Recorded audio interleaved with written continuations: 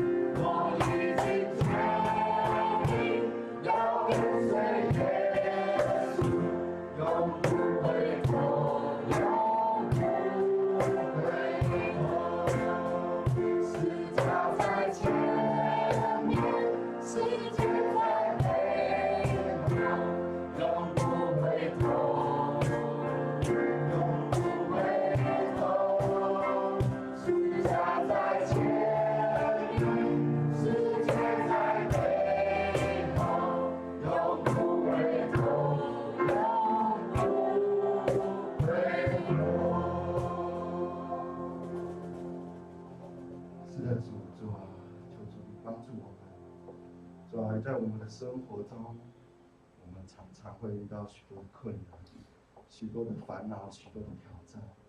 主啊，但是求主你帮助我们，让我们不要忘记，主你十字架在我们的前面，世界在我们的后面，让我们能够的眼目能够定睛在十字架上面，让我们能够从主里来的来信心跟盼望，不被眼前的困难所困住，不被眼前的烦恼病痛所困住。主啊，愿我们能够把主你的爱活出来。谢谢主耶稣，奉主耶稣基督求祷告，阿门。用手在救赎我，使我脱离罪恶，叫我这不配的人平息的忧。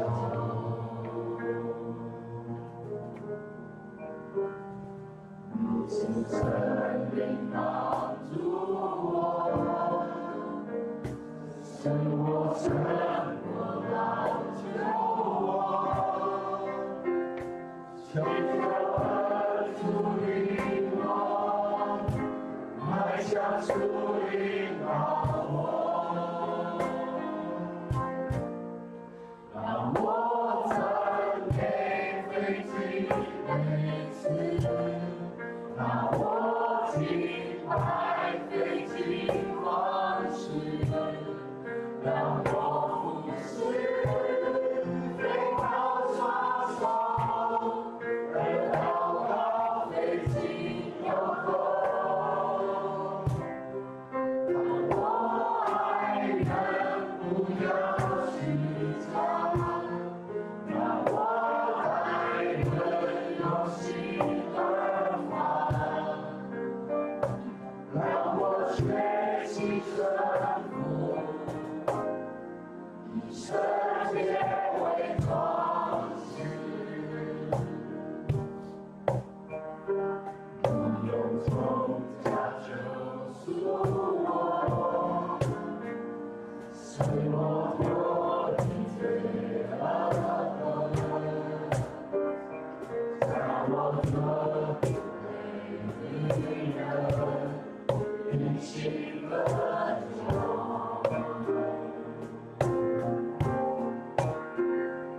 你是生命帮助我，使我胜过老救我，祈求恩主领我，迈向属灵高峰。我赞美飞进每次，让我敬拜飞进方式，让我俯视飞靠双手，而祷告飞进有空。我爱人不要虚假。让我在人有心而发，让我学习顺服，以圣洁为装饰。我赞美飞进每次，让我敬拜飞进方式。让我俯视飞靠双手，而祷告飞进有空。我爱人不要虚假，让我在人有心而发，让我学习顺服。以圣洁为装饰，让我学习顺服，以圣洁为装饰。依然在。这时，请咱用信仰的告别，用新的改变，做来信仰的告别。来大家你有真心，加速你的上帝，这个世界是大的，也是好的，你要相信手所，你就要注意亲像家己。这个了解是关乎咱身体的总论啊，我用现在的努力，你就三听，亲像我捌听你，你也把你的三听。你若看见，尽量袂对你在一起我来学习。请坐。是咱大家来交通启应文个信息21篇，个信息21篇，大家来启应。全地中摇花出欢喜声，你用欢喜的心在摇花，唱歌来到伊的面前，你就知摇花是上帝。咱是创造的，咱是伊的百姓，并感谢入伊的门，又感谢伊阿罗伊的名，伊的慈爱到永远，伊的信是到世界。伊是请咱后头大家祈祷，请咱我的天父上帝感谢你。因为你的疼，你的恩典，你互调阮，属于你的圣家里，一摆来到圣殿来敬拜主你。主求你即时感操每一个人的心，感谢伫各个日子当中，阮所行、所讲、所做的，然后符合你主你旨的，互主你来忠心有苦。愿上帝你要便用你的保佑来接近阮，切去阮心内的污秽，互阮伫即时会使清清气气。像白在见做你的面，所以阮即时也特别恳求你。我今日有真侪兄姐，伊做着病床，也是伫手术当中，袂到圣殿来敬拜主你。就求你帮助伊，会通过医治、医生的医疗、手术食药，会通得到医治，得到完全。照顾伊的人，伫这艰难的时阵，愿上帝你安慰因的心。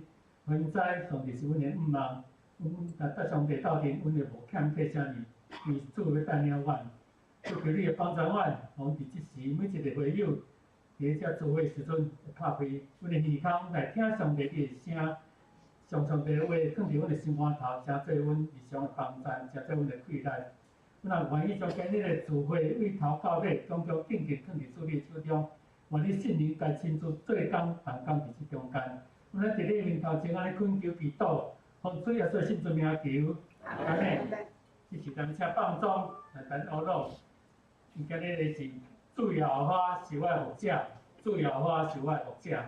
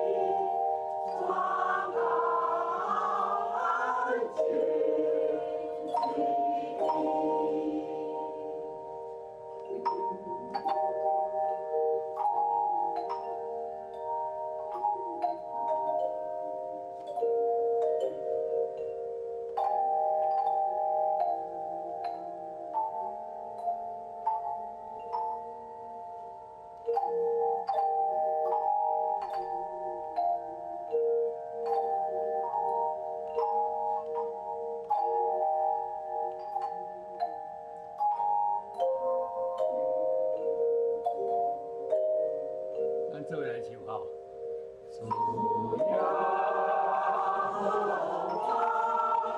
希望我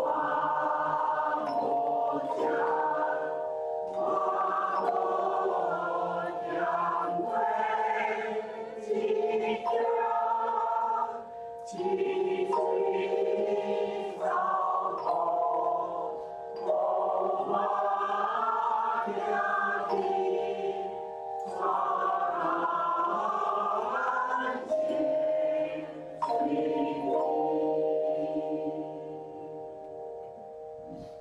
咱放总团内底有90几岁啦，吼，咱希望咱大家拢会当到90几岁，会当来学到上帝。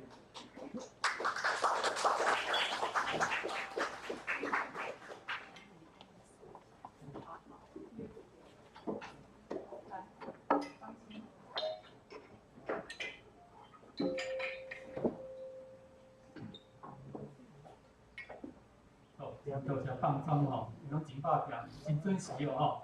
到点钟就到位的准备先吼。啊，然咱做礼拜时咱共款吼，提早来到位就准备先敬拜上帝。来，即时来听上帝话，记载伫耶利米书第1章第40到第10节。耶利米书第1章第40到第10节。第4节，耶和华的话临到我讲，我捌创造你腹内大生，我捌你，你未出胎的大生，我分别你做神。设立你做列国的先知，我就讲，这主要我去看，我袂晓讲，因为我是囡仔。总是耶和华对我讲，你毋通讲我是囡仔，因为我有既有找你，你就去；我既有吩咐你，你就讲。你无得惊因，因为我甲你伫地。我要救你，这是耶和华讲的。耶和华一伸伊的手碰我的喙。耶和华甲我讲，你看，我有将我的话下伫你的喙。看，我今仔日要设立你伫列邦列国的顶面，因为你着安尼要爬出，要拆毁，要败坏，要引导，要建立，要栽培。今日我要请蔡长老谈讲道，伊的题目是泪眼先知耶利米，泪眼先知耶利米。来，兄弟兄弟。你们过得好吗？好。您过得好不？好。请你甲出去改这两个字吼，平安是小路，小路不是甲它天安鸟，上条意义是讲祝福，最重要的意义，平安的意义是在祝福，请你内心跟旁边的人内心的祝福，然后跟他们讲平安，平安，祝福他们平安。我们今天我们的会前。有人替你祷告，有人替你祷告。我觉得这个礼拜，我不相信你过得都非常的顺。你们过得好吗？大家好，大家在这里好啊。可是我相信这个礼拜中间，有时候你会觉得有些事情你过不去的坎。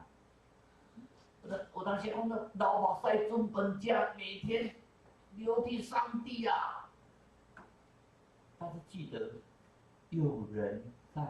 替你祷告，也许有过去的坎，也许在泪流，但是有人在替你祷告。今天我们再来看有人替你祷告、痛哭流涕替你祷告的一个最佳的例子——耶利米。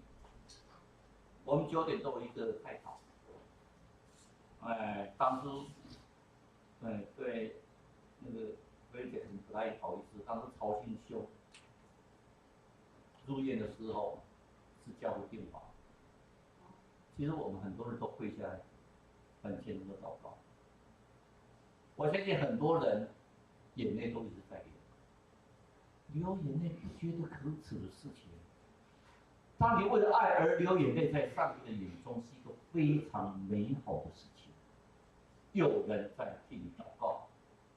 我们今天要跟各位分享《列女先知耶利米》里面，再来这个礼拜我们读的是耶利米书。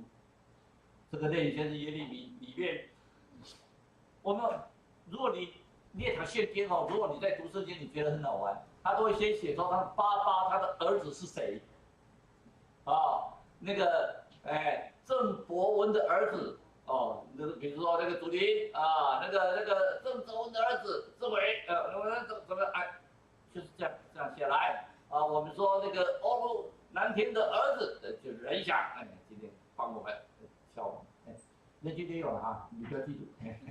那相对的，那是很美的事情，就是代代相传。所以今天呢，我也看到一个人，我也很高兴，徐爸爸你好。我们也看到一些我们的加勒大哥也来了，啊，加勒大哥好。哎，你看他也跟我挥挥手。今天我们看到我们的明珍姐哈，我本来以为哈他已经把这个脱掉了，等一下你去跟他这一手握手看看。哎，你但是被绑起来啦，好绑起来啦。是没有看到你，我就觉得很高兴，因为这个礼拜其实在监察院里面被称为废物院，被称为把预算全部删掉。你说觉得说以前当监察委员4、50年前要花2000万呢，被抓到贿选要2000万才可以去当监察委员，怎么4、50年以后当个监察院，一天到晚在被骂废物，又去背个某某仓骂废物哦，我就觉得说不晓得是你还是我们监察院。当法官、当监察委员这么多年来，挡了多少人的财路，人家恨得你要死，当然把你废掉最高兴。今天某党的主席会出事情，是因为从财版我们监察院把他的财产申报公布出来，发现一大堆。如果你看那个财产申报很好玩，99999，一大笔有2亿。因为什么？超过10万块要申报，要写名字。99999不必申报，有2亿。哎，我们教会在缺钱呢，2亿为什么不献给我们教会？所以我就觉得说，我没有讲谁对谁错，但是一定引起人家的愤怒，那当然不高兴啊。为什么？就是台湾的奇迹啊！我经常那时候我岳母在身边，我经常会过去看她，过去看她的时候，我都有见过大巨蛋。那也是台湾奇迹啊，在天宫期间把它盖完了，所以这也是台湾期间。你看我们现在教会为了建堂，昨天中午建筑师来啊，我们要怎么建啊？要申请执照，好麻烦哦，最快要盖个电梯，最快要拉皮，要8个月，要多久？人家故意8个月啊，一边全工期间就把它盖完，所以这是台湾有很多的奇迹。我们看耶利米，他是希勒家的儿子，不是希勒那个家啊，他的爸爸叫希勒家，这是我们翻译出来。希勒家他的儿子是叫做耶利米的是什么？耶和华高升啊，所以耶和华出生的时候，他爸爸就知道说他要高升耶和华，要高升上帝的旨意，要高升上帝，一定做些什么代志？够人玩嘛？他讨人厌。现在要讲诚实话，要讲实的话，哎，你这个行为不对，你要悔改啊，你要做什么？公理没推啊，你如果今天换到总统你这样做不对啦，你应该司法改革，你应该做什么？你要做什么？人家现在看到你啊，脸就转过去，连跟你讲话都不跟你讲话。他就喜欢听到哦，哎呦，周董你做得好好哦，哦呦，脖子在领导之下多美哦，真的吗？我从来都不觉得有任何一个总统可以做到尽善尽美，包括我在讲道，我觉得我从来没有一篇讲道稿我满意的，除非那是上帝允许的。就像我今天在敲伴奏，你觉得容易吗？一个人可以敲几个音？1个音而已耶，组成一首歌，结果你们的掌声寥寥落落。再一次。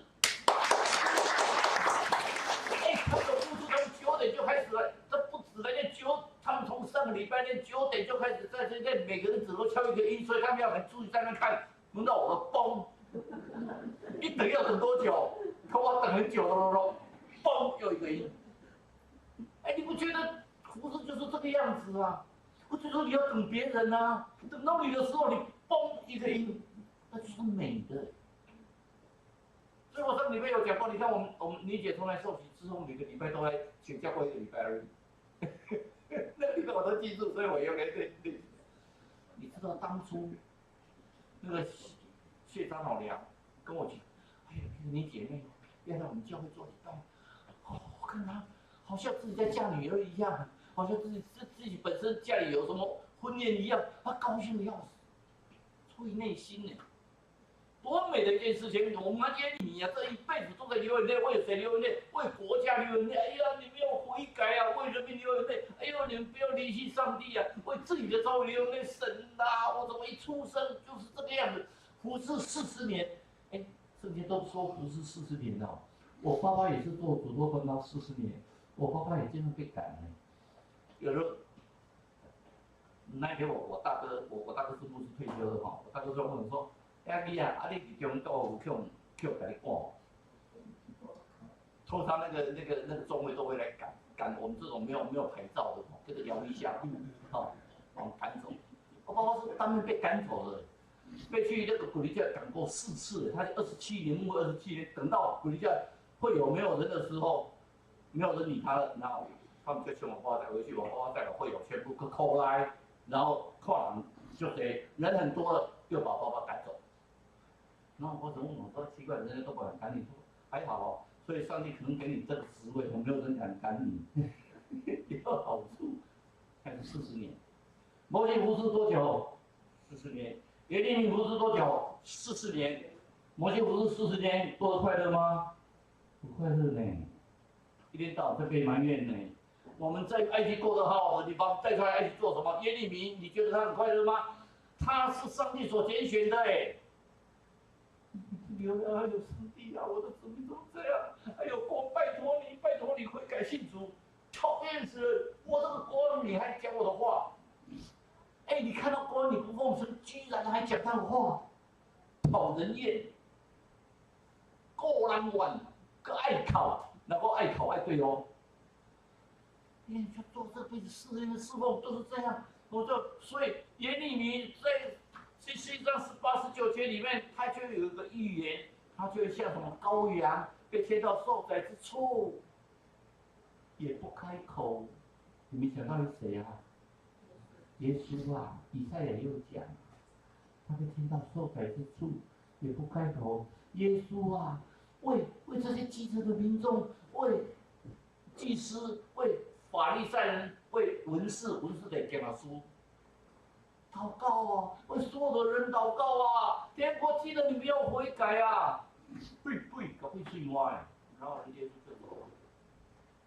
耶稣从传道3年多来，我们都说3年期大概用了3年半，所遭遇的全部都是被唾弃，到最后啊，钉十字架。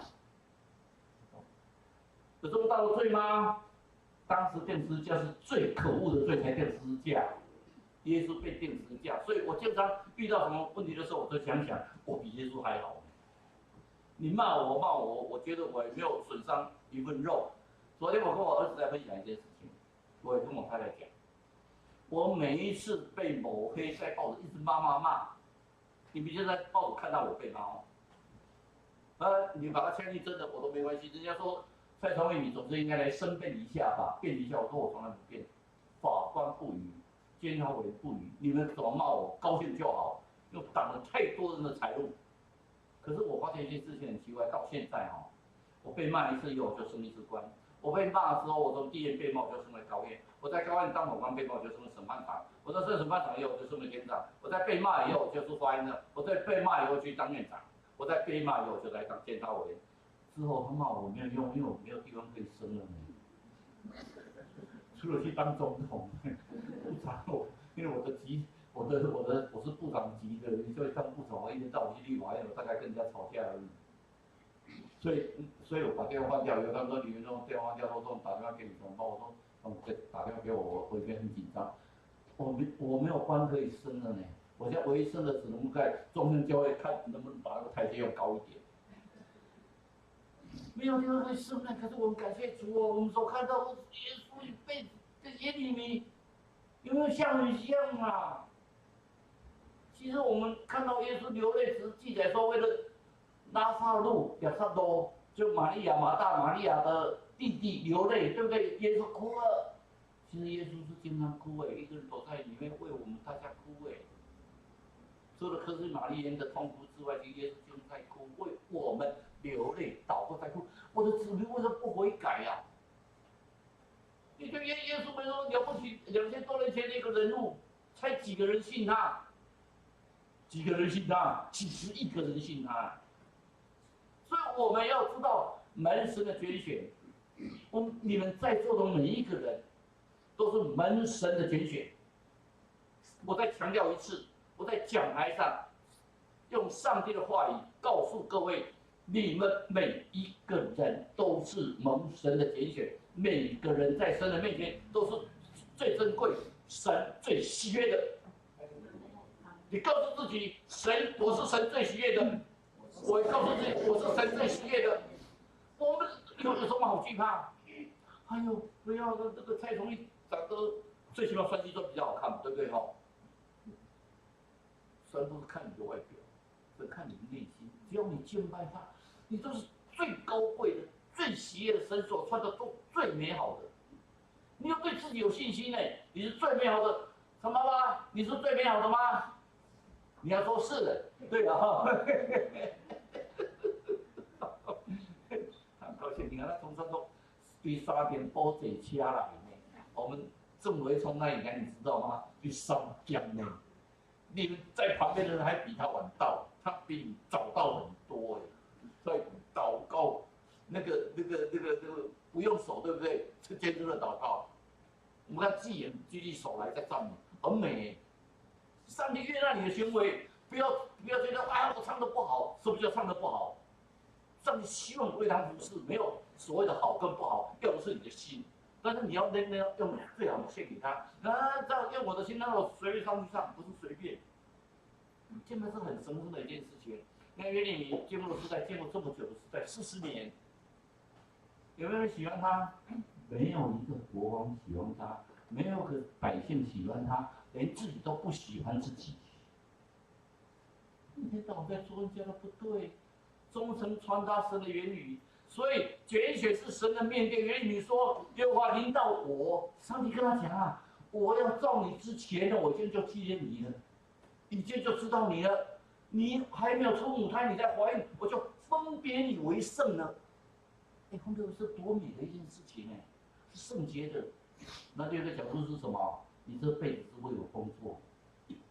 如果用人生来讲的话，如果叫你选的话，你可能不要选，不要当王永庆，王永庆不好哈，我要当王一样比较好。对不起哦，我跟你感觉还算是不错哦。我不要当那个很可怜的人哎。我说我出生以后就要做这么多事情，40年来我几乎都是奔跑心眼，你要悔改了，你要悔改，拜托了，你要悔改，他是做了哀歌40年，你要悔改。谁听他的？没有人听他的嘛。所以我们知道被神拣选是一种责任，但不要忘记哦，也是一种宽容。我们经常在选长子的时候，我觉得我们教会虽然不错，我在某个教会，就是为了选长老，为了最后面那几个差1、2票在那边争执要验票，教会有验票哦，我就说把我的票给他好不好？就会还有验票的哦，就有验票，我都觉得那就不是神所喜悦的。选长子，上帝所选你做责任呢，你做我们才不到100个人，你有什么好争的？这个是什么？正在上帝面前，你能够做到什么样的地步？所以保罗说什么？神从创立世界以前，在基督里拣选了我们。所以基督讲什么？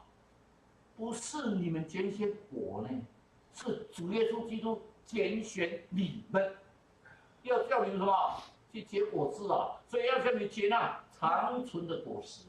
所以我们像葡萄树嘛。上次那个苏兰姐来，就用这个做他们主题。她说葡萄树我们是枝嘛，我们要彼此相爱。就圣经没有那么复杂，圣经告诉我们就是彼此相爱。爱从哪里？你们今天的敬拜赞美说爱要怎么样？郑伟，不虚假。对，不要虚假，从心呢，不是跟他说我爱你，我爱你，谁都会讲啊。你对你的太太我爱你，今天晚上好了，我帮你洗一下，冲一下，其他你来处理，这叫做爱。爱是从内心呢，请问你们家谁希望？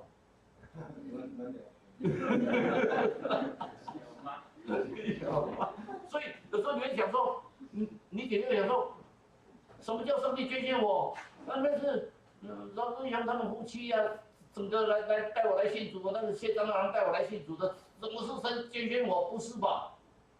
神早就预定了，早就拣选预定了，然后他感动这些人来带领接。你来教会觉得快乐不快乐？快乐。也许你这个礼拜过得很痛苦，没关系，到教会来，一切都是完就是快乐。神捐献你的用力，就是神真的是捐献创造世界之前，那么你也讲说，我又不是传道者，我为什么要传福音？为什么？我又不是传道者，我不是传道，支持我传统福音。我来做礼拜都已经很不错了，给你们凑人数。做礼拜不是凑人数啊，没有不值得凑人数哎。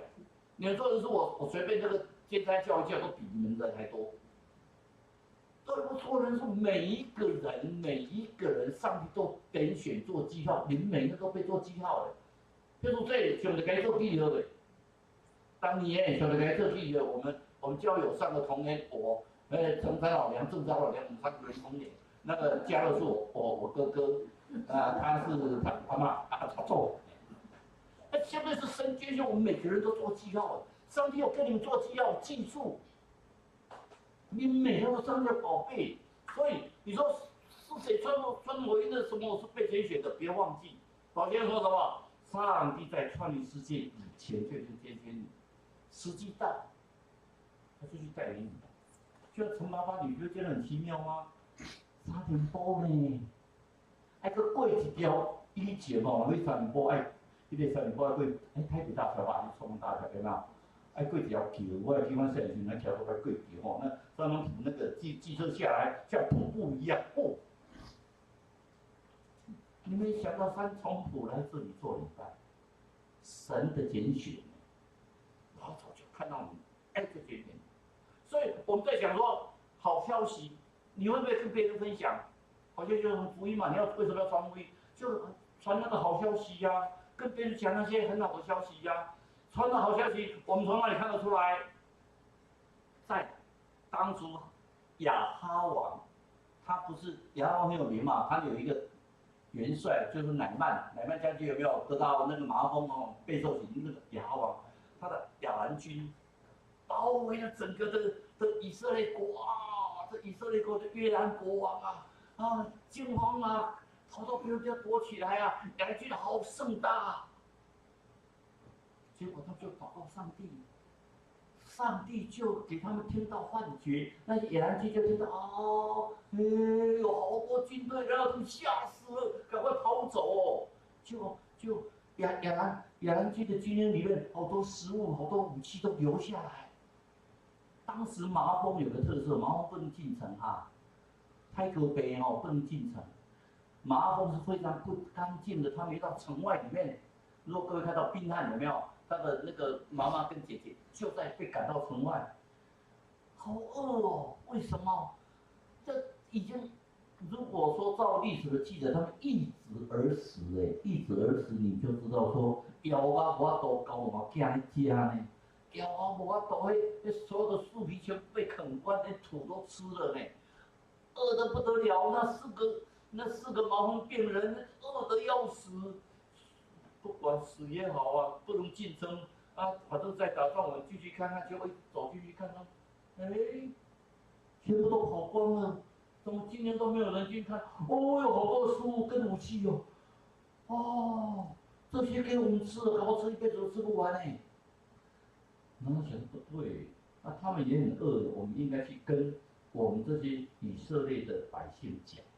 所以他们就去跟他们手中的人讲说，我们应该将这个信息告诉国王，我们那个麻风病人不可能跟国王讲，我们先跟守门的人讲说，他们跑走了啦，好多食物啦，好多东西啦。结果国王就派一个军长去跟军长说，怎么可能的话，我随便你们，结果那军长就被践踏死了。真的有好多东西耶，为什么？这么好的消息，他们没有隐藏自己，他们分享出去，所以好消息要什么？要分享。为什么传福音？分享好消息耶。哎，你当然经常讲一件事情，他坐计程车哈，就在跟人家讲福音的好处。那要下车之前会跟那个计程车司机祷告。你不觉得那些人10个里面起码有1个人信主？值不值得？值得。所以这个好消息我们要经常去分享。我们看到什么？当时耶稣降生的时候，那么公布该报佳音啊，天使跟你说，我报给你们一个大好的消息，在大卫的城。哎，这个好消息，我们今天看看能不能报佳音，因为现在就是这个报佳音很尴尬啊，报佳音是24号那个平安夜，结果我们就是平安夜都在上班上课，那个日期又不太对。报佳音是很美的事情哎，最起码到离家呢，我们娘家有好多东西可以吃哎，你们不要特别准备啊，如果真的要有报佳音，你们真的不要准备，真的不要准备。我在这里讲，只是跟你们在讲说，离家长家上面有很多东西，你们都不要准备，他才会做准备的，你放心哦。我告诉你们，这是报佳音哎，从天使跟你报佳，好消息就是要分享。那么看到的好消息是什么？上帝升天的时候告诉我们，要将他的好消息要什么传遍天下，这是一个大使命。要将所有的东西传遍天下。你说，这个好吗？你不要忘记，你所传的福音传给100个人，99个人给你退脆喏，讨厌你，可是1个人信主够了。也许你跟他传的福音现在没有果效，可是当有一天上帝的话感动他的时候，就有果效。所以不要忘记，我们传的好消息给人家，为的是什么？为了爱。就圣经没有那么复杂，66卷的圣经就讲一个字，那叫做爱。从心里爱，从心里发出爱，爱不是靠言辞，爱靠什么？行动。你真的是要有爱，为了爱，你传福音给人家，为了爱。今天让全民姐来受洗，全民姐来受洗的时候，为了什么？为了爱，为了以后我们在天上可以相聚。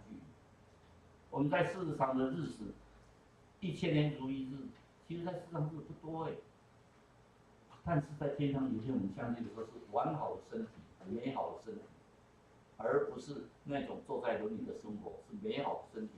那种相聚的时候是多美好！哎呦，爸爸你来哦，妈妈你在家哦，哎呦，这阿公嘛在家呢，哦，阿妈在家。哦，你看你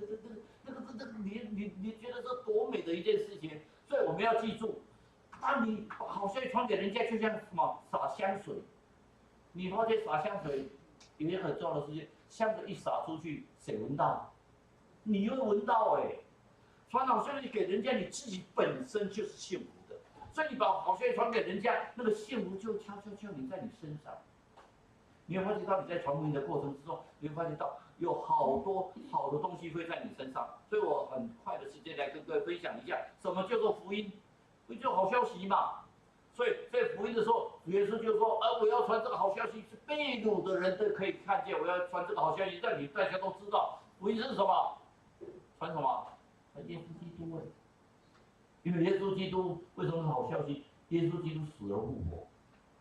你相信主耶稣基督，他的好处是，你最起码这个在世上你任何的患难，有一天在主的面前得到主的救赎。”在传好消息是告诉我们说，你的罪得到赦免，不是靠自己，靠主耶稣的罪可以得到赦免。好消息，更重要的是什么？你可以跟上帝和好，不然你跟上帝关系就切断了。你们可以跟上帝维持那个美好的关系。好消息是可以再重生进入神的国。有一个牧师找一些姐妹，有的怀孕，有的刚开始怀孕1个月、2个月、3个月、4个月、5个月到9个月出生。什么叫重生？所以就告诉你们。你要孩子生出来的时候，你会发觉到说，你当基督徒好像在怀孕一样，第1个月怀孕，第2个月怀孕，第3个月怀孕，第4个月怀孕，第5个月怀孕，到孩子出生，重生啊，一个新的开始，你会发觉到，你的孩子可能长得比别人丑，会吗？你会觉得你的小孩很漂亮，觉得小孩子很丑的人，请你举手。觉得小孩子很丑的人，请你举手。觉得小孩子很漂亮的人，我先举手。你再怎么看就是就是可爱嘛。我们到一家搞啥，我们家小猴子怎么样糟蹋你，你就觉得它很可爱；别人糟蹋你就气得要死。可是你们家的那个小孩子糟蹋你哦，哎呦那个大小那个瓜牛猪啊，那个茶大便，好香好香哦。你去换别人看看，你会觉得好臭。人嘛，上帝希望我们每个人就是这个样子，这是很美的一件事情。福音是告诉我们，你虽死，复活，一个不会朽烂的身体，被幽暖心体，一个荣冠的身体。上帝告诉你们，福音要传给你们永远的生命。你得到福音不是现在得到福音，是永永远远你会得到生命。最重要的是，传的福音是有一天主耶稣基督要再来，你会得到救赎。福音是非常美的事情，福音被拣选，你会得到大能。这段话非常的重要，我们来一起来念一次。神跟耶利米说：“来，要将它立在列邦列国之上，不要事先拔出、拆毁、毁坏、起步，又要建立。”就像那传道书第3章所讲的，拔出有时，栽种有时了，拆毁有时，建造也有时。上帝会在各11节里面告诉我们，在成其美好。上帝的想法是我们不能测度，但是上帝会让这样是成其美好。重要是什么？你要悔改啊！所以耶利米书说嘛，我悔改会得救。耶利米书告诉我们，我眼泪汪汪，昼夜不息。眼泪汪汪，昼夜不息。我们在9点祷告的时候，你曾流泪吗？再说你这一辈子好像都很顺风顺水，你会流泪吗？当有人在为你祷告的时候，你会流泪；你听到这首歌，你会流泪吗？你会流泪，你老我散。你这些老我散，现在的本来都苦难啊，是啊，本来就有苦难啊。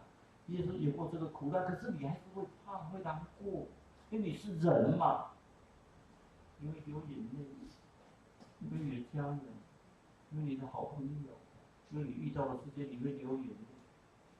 但是不要忘记，当你流的眼泪出于爱的时候，上帝会在拔出、拆毁、毁坏、倾覆的中间，他还会做了一件事情是什么？为你建造。希望你们的回归能够得到上帝的救赎。上帝跟你拆毁、在跟你毁灭的时候，你不要怕，因为上帝会给你得到最好的。第二个，他是为爱而流泪。如果你流眼泪是为了爱，那是很美的一件事情。你看，耶利米书告诉说，我用我的头为水，为什么？现在他可以流泪下来。我的头为水，我的头跟他注意一直靠，一直靠。有时候为了爱而哭啊，是很美的事情。我觉得我应该不会哭，结果爸爸妈妈死掉的时候，我哭得到。他说那天得是在台南市当市长，他还在跟我讲，你妈靠了，每天打电话回来。我应该替他们高兴，他在上帝的旁边不是应该很高兴吗？可是我就是一想到我就哭，我甚至不敢去看我爸爸妈妈的像。我觉得这没有冲突啊。我很想念他们，我也爱他们，我也知道他们在那边很快乐，可是我难过，我难过是我们爸不能在一起，因为我不知道什么时候才可以去见到他们。所以他为他们骄傲流眼泪，为什么？所有的圣经里面，耶利米书在告诉他在痛哭流涕啊，所以他们称他为泪眼先知啊，称他为爱哭的先知啊，称为他流泪的先知啊，都没关系。你称我为爱哭的蔡崇义都没关系。我说为你们而流眼泪，希望你们每个人都过得很好，希望你每个人都得到上帝的祝福。我哭，我高兴了，我高兴的哭为你们而哭我们每次在9点在祷的时候，这些弟兄姐妹们，我希望每一个人点名，希望他们在神的怜悯之下，都得到最好的治疗。每个人都是好的，所以耶和华靠近伤心的人，拯救灵魂痛悔的人。我们看到什么？有一个我们上个礼拜讲的念西西家，他有2次的痛苦的祷告。第一次是什么？亚述要攻打他，哇，写了好多书给他，他就在圣殿里面拿出他的书来。第二次是什么？以赛亚跟他讲说：“你准备写遗嘱了啊，你快死掉了。”那我们在第一次的时候，他哭的时候，他将他的书信写的时候哭，为谁而哭？为他的国家，为他的百姓而哭啊！第二是为谁？为个人呢？上帝啊，谢谢感谢你知道我非常的爱你啊，你是多少的一个人啊！可是你不要让我死了，让我再多活几年。前14年很好，后15年，上帝给他再15年，荣华富贵又骄傲了。所以第一个哭是为谁而哭？为了爱心而哭。第二是而哭为谁？为个人的本离之意。所以我们要哭，我们要为什么？为爱而哭。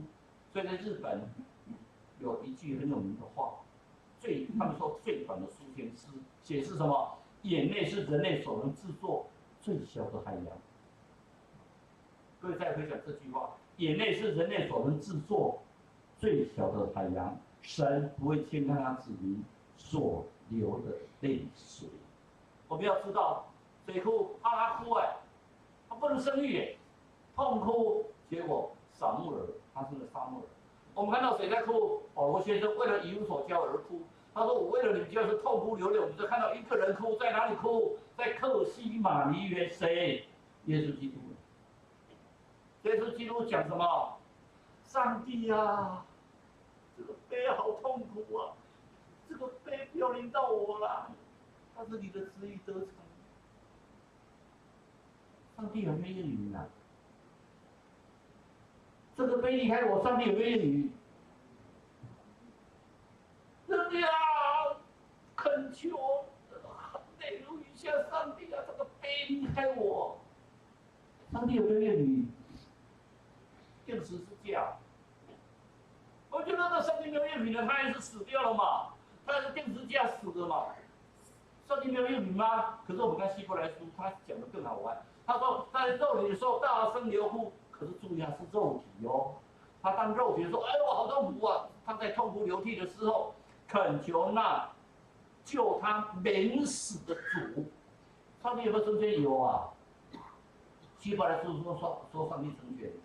这好像不太对的，耶稣是定十字架死嘛，对不对？那怎么说免死的主啊？其实那个也有一个很重要的字是什么？复活。上帝死了以后，他有复活，重要的是复活而不是死。上帝有复活，我们因为上帝复活，我们才信上帝，才信耶稣基督啊，我们才得到那个永生的复活。复活比死更重要，死没有什么可怕，我们更重要的是我们能够复活。所以。因为时间关系，我今天在讲，我在想了老半天。我本来今天小时候为了子女而痛哭流涕的例子太多了，就莫妮卡为了圣奥古斯丁流泪，那个很有名的故事。我就突然就是在看的时候就看到一个人，这人还在啊，就是现在的人。也许你们听了没有很大的感动，但是我不管，这个人就是李冠宏。他从小就参加主日学呀。青年团体啊，少年团体到18岁以前都是参加所有的教会的活动，18岁以后他就离开教会了，吃喝嫖赌，经营地下钱庄，吸毒、赌博、放高利贷，建立进出出，这人是不是坏人？真的是坏人。如果今天在我们教会里面，我们就会说他是坏人，不能进教会。现在我慢慢体会到，恩有教那些人，我们心里有没有准备？如果他们来我们推错礼拜，我们会接受吗？其实我现在发觉到那些人哦，如果恩有教的人去练神学，第一关就会被赶走，因为神学都是好的，去练神学的人都非常高尚的人，不能有任何的瑕疵，去练神学也不能有任何怎么样。每个人都，你不管你的成绩多好，他就可以说你信仰不好，把你打最低。因为我们神学注重的是信仰，信仰神决定，老师决定。谁叫你的程度比我高，你成绩打最低。所以林冠宏如果去练我们的男生和北神，他成绩不要说练连第一关他就过不了，被赶走。所以他去练，他一直吸毒，一直吸毒，然后有一件事情。有一天，他去外面吃喝嫖赌回来之后，他发现因为他都从那个窗户里面偷跑进来，他跑进来以后，他突然听到好像有声音呢，他看到他妈妈在他的房口跪着，上帝呀，上帝呀，我关农哦，哎，你都唔安你啊，那不认识你啊，我前年减我的寿命15年呐，希望说你这个小孩子回来归向你的，那以前都去上初中学呢，上帝呀，在那边听他妈妈去祷告。妈妈为我祷告，他前面减他的寿命15年，可是毒瘾又发作，他又偷爬窗，又出去买毒品了。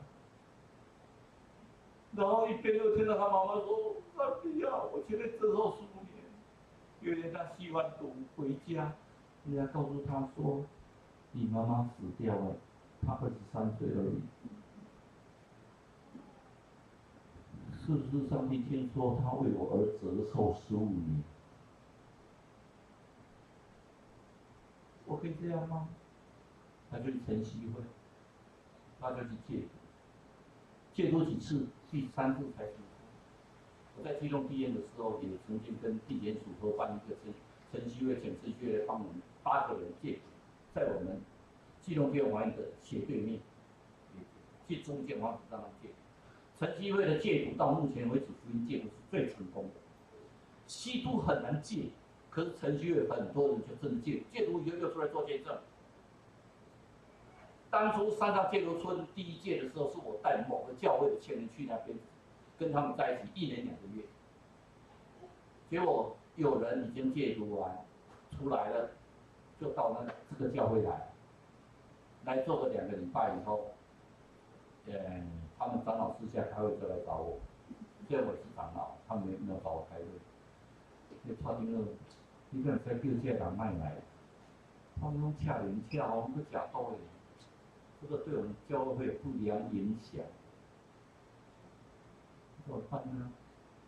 当时安平灵粮堂刚要成立，在住铁皮屋，那个传道到现在只知道我的声音，不知道我是谁，因为我就打电话跟他们灵粮堂。我说，传道，我们有几个会友，我先跟你讲，他吸毒哦，吸毒出来，他应该戒除了。他到你们教会好吗？好啊，我吓了一跳，好啊。结果包括我的学生，我在成大，他知道我是基督徒很多，我先介绍到我们长老会之后，他到安平灵粮堂，安平灵粮堂以前好几百个人，可能上千人在聚会，以前盖新的教堂。那些戒毒的，那些吸毒的，有的以前当组长，当小组长来西安教会找我说，老丁了啊，你这我就一个做小组长啊，我觉得好惭愧。他就在林冠宏，他戒毒了，然后他就出来做见证，然后我给你们看一张图，我很好玩。这张图是什么？是当初没有戒毒的时候，你们注意看他的脸，人家相由心生，那个脸就是凶巴巴的。好像要看谁都不顺眼，这是他的脸。等他戒完毒之后，你看他的脸，这个脸就变了，这个脸就变成和蔼可亲。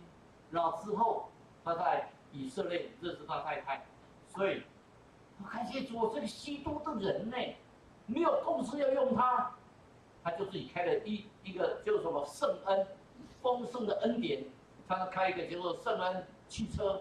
卖中古汽车，又开了一间书局，就圣恩书房。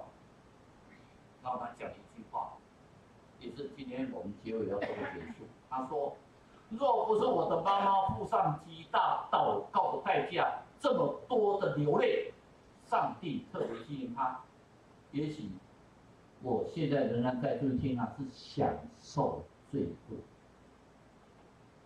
各位亲爱的弟兄姐妹们，记住。有人在替你祷告，有人在流泪替你祷告。你们每一个人都是上帝所拣选最美好的果实。我们在祷告，今天我们感谢你，你是我们被拣选来成为要结果实的树枝。上帝，谢谢你，也谢谢你，有人在流泪为着我们祷告。上帝，求你看出我们，让我们知道我们是罪人，我们要认罪，我们要悔改，在主你的面前，我们痛哭，在主你的面前，我们得着主你的怜悯，我们也为我们亲爱的弟兄姐妹们祷告，我们让祷告奉耶稣的名求。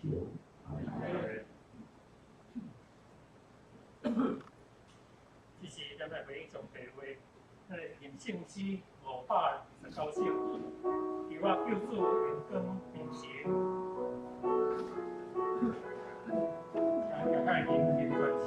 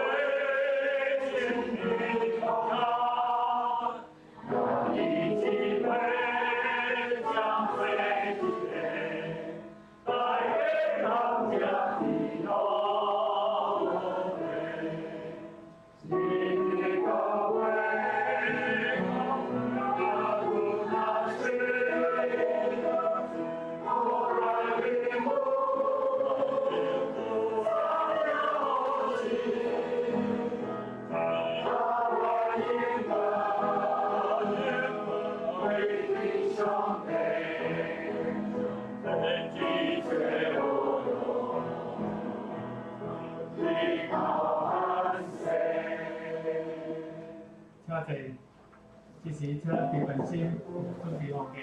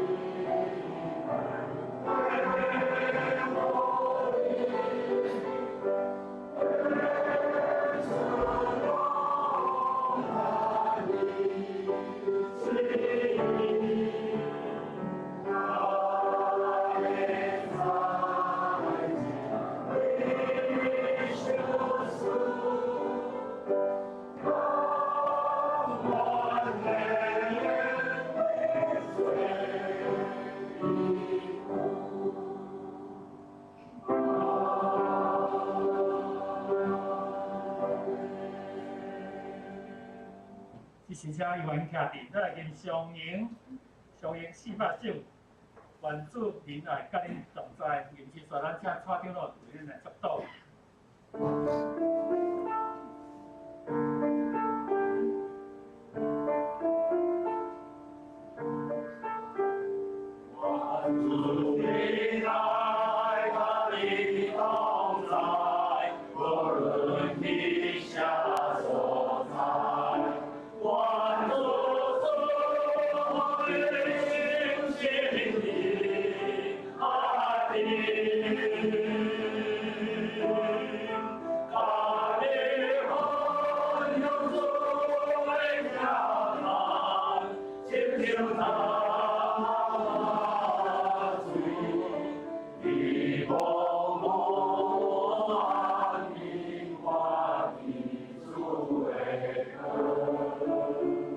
来接受上帝的祝福，愿主耶稣基督的慈爱、上帝的恩典、圣灵的带领与你们同在。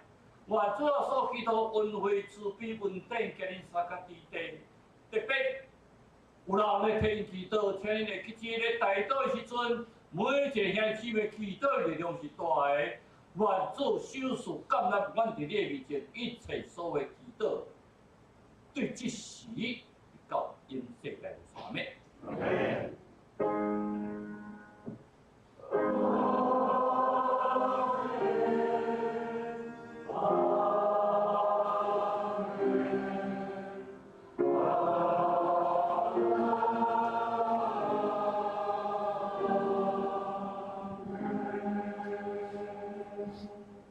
请坐，即是用淡薄时间来报告。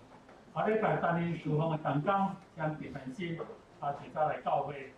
过来，咱来看厨工的报告，个教学的报告。今日咱服务团体，个下晡去请李依婷姐妹伊要来分享手机拍摄技巧。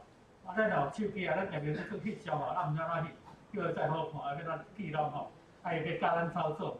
所以咱有手机的人，下晡请拢留来参加第二，咱有报名12月12到132天1夜要礼拜赢做。今日未止请迄个领袂落钱的，用文明知识来教会。咱要确定人数再安排车辆所以今日同要讲请咱爱记注意。下礼拜迄个后规的迄个证件搭伫后壁。咱就是正讲来，咱来小看者，若时间若定达爱更改，爱都爱电脑写以上咱即时要请丢到等讲今咱要读的迄个圣经的迄个内容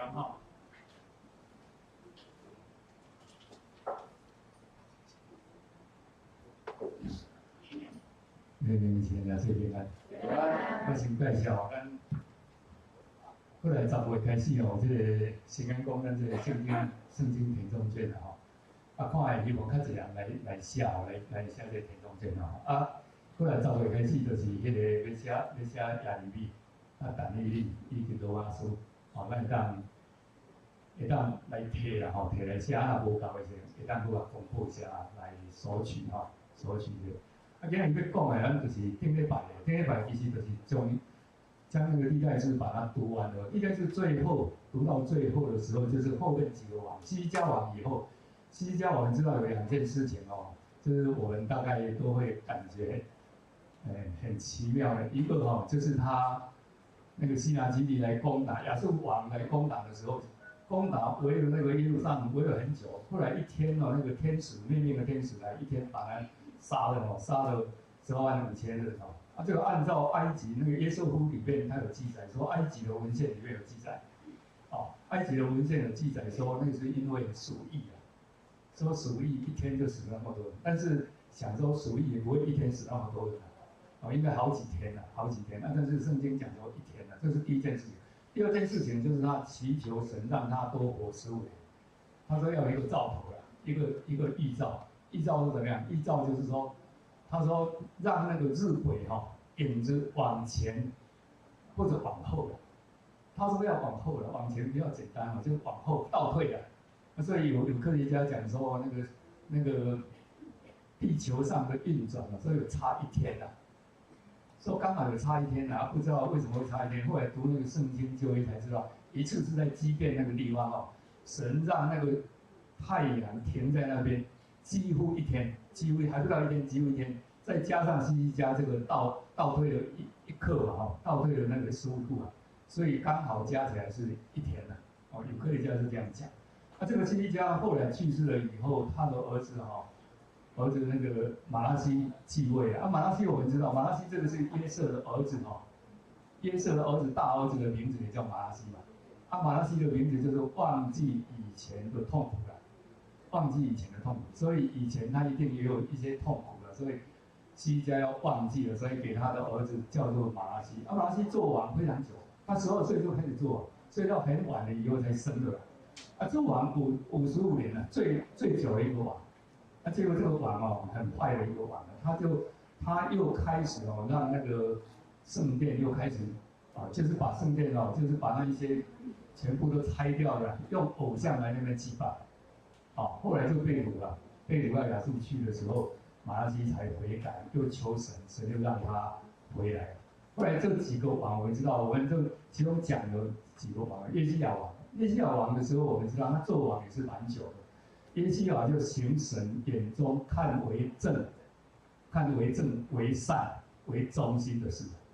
圣经特别讲说约西亚王，约西亚王神让他非常顺利啊，而且在那当时的时候，也国家没有被亚述或者巴比伦或者埃及攻打。但是最后约西亚王到最后的时候因为埃及法老尼哥王要攻打那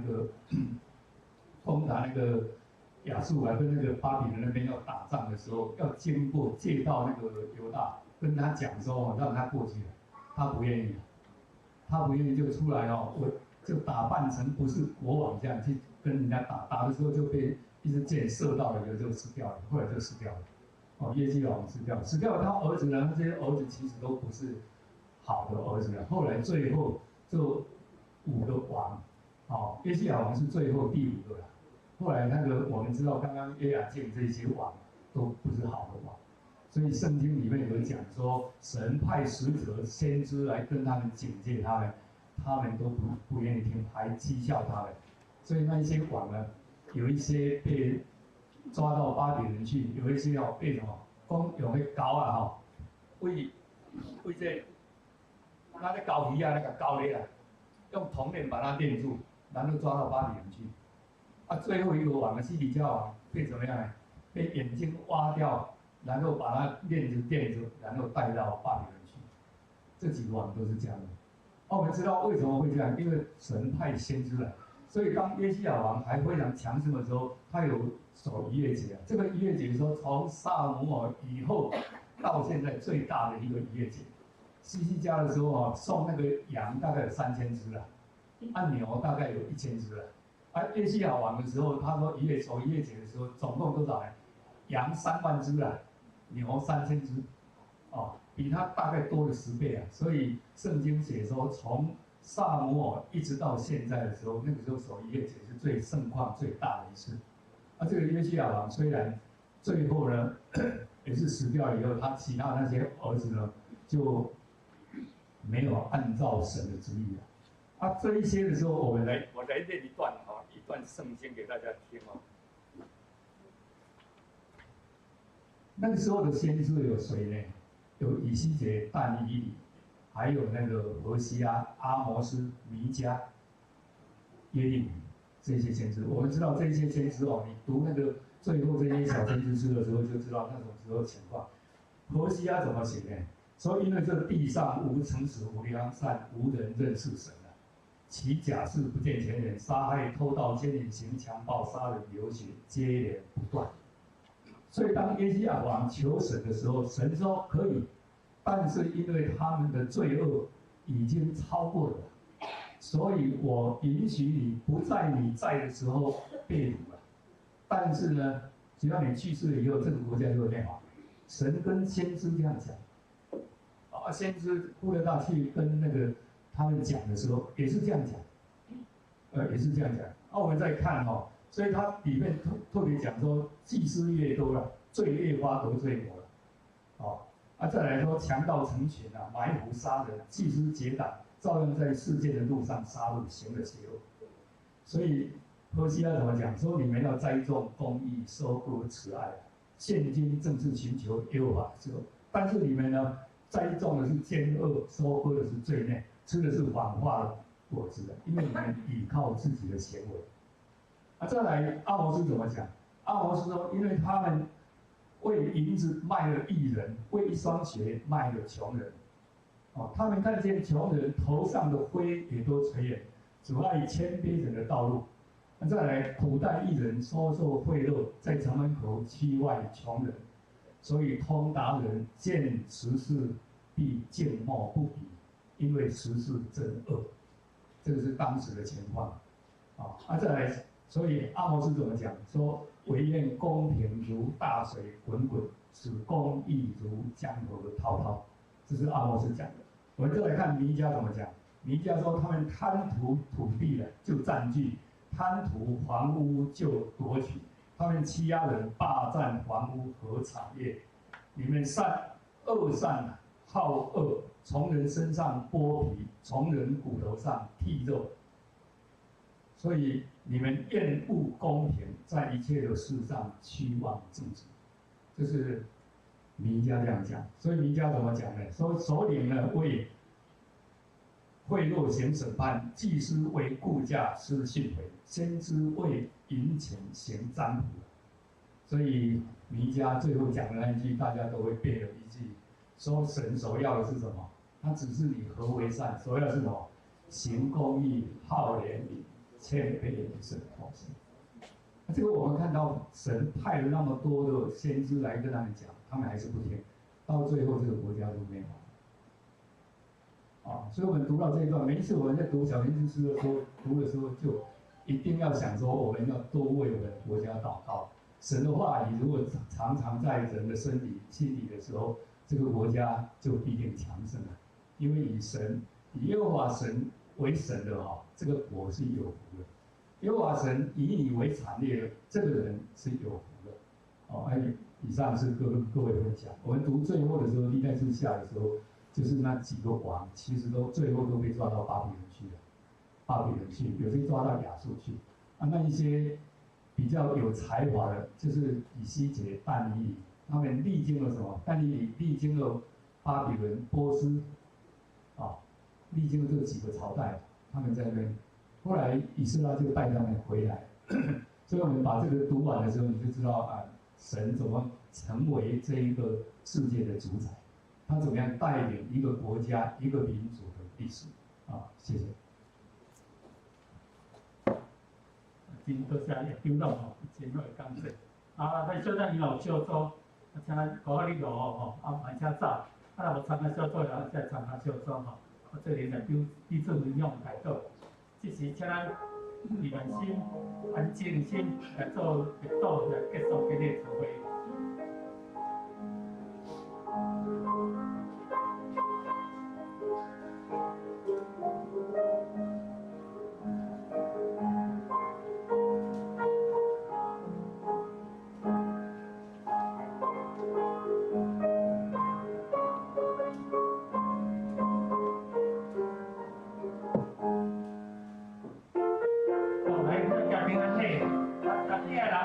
来到耶稣爱你耶稣爱你